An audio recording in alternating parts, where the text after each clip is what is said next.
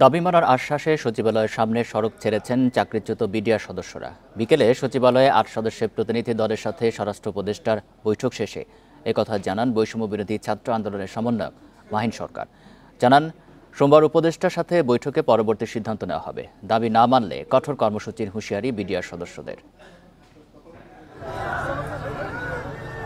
৮ দফা দাবিতে বেশ কিছুদিন ধরেই আন্দোলন করছেন চাকরিচ্যুত বিডিআর সদস্যরা। বুধবার দুপুরে সচিবালয় অভিমুখে যাত্রা শুরু করেন তারা।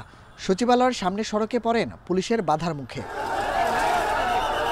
এক পর্যায়ে পুলিশের ব্যারিকেড ভেঙে এগোনোর চেষ্টা করলে পুলিশ জলকামান ব্যবহার করে।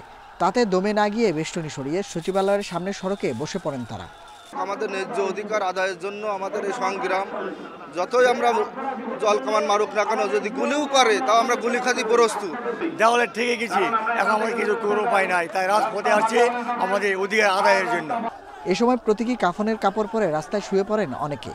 বিডিআর সদস্যদের চাকরিতে পুনর্বহাল, ক্ষতিপূরণ এবং রাষ্ট্রীয় সুযোগ সুবিধা নিশ্চিত করা, নিরপরাধ বিডিআর সদস্যদের মুক্তি, পিলখানা হত্যাকাণ্ডের মূল ষড়যন্ত্রকারীদের বিচার নিশ্চিত করা সহ ৮ দাবি তাদের। চাকরিচ্যুত আমরা চাকরি ফেরত চাই, যদি তাও যদি সম্ভব না হয় তাহলে আমাদের যে বেনিফিটগুলো আছে সমস্ত বেনিফিট আমাদের দিতে।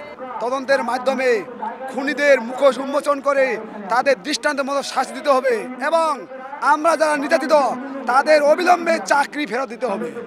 পরে বৈষম্য বিরোধী ছাত্র আন্দোলনের সমন্বয়ক মাহিন সরকার সহ বিডিআর সদস্যদের প্রতিনিধি দল যায় সচিবালয়ে। স্বরাষ্ট্র উপদেষ্টাকে স্মারকলিপি দেন তারা। যতগুলো দাবি দেওয়া সবগুলোই তারা আমাদের সাথে একাত্মতা ঘোষণা করেছে। স্বরাষ্ট্র উপদেষ্টা নিচে আগামী সোমবার এই বিষয়গুলো নিয়ে পরিপূর্ণভাবে কথা বলবেন এবং সেই পর্যন্ত তিনি আপনাদেরকে ধৈর্য ধারণ করার আহ্বান জানিয়েছেন। দাবি মানার আশ্বাস পেয়ে সড়ক ছাড়েন আন্দোলনকারীরা। দাবি পূরণে গড়িমসি হলে আবারও রাজপথে নামার হুঁশিয়ারি তাদের। Nahid Kamal, independent news, Dhaka.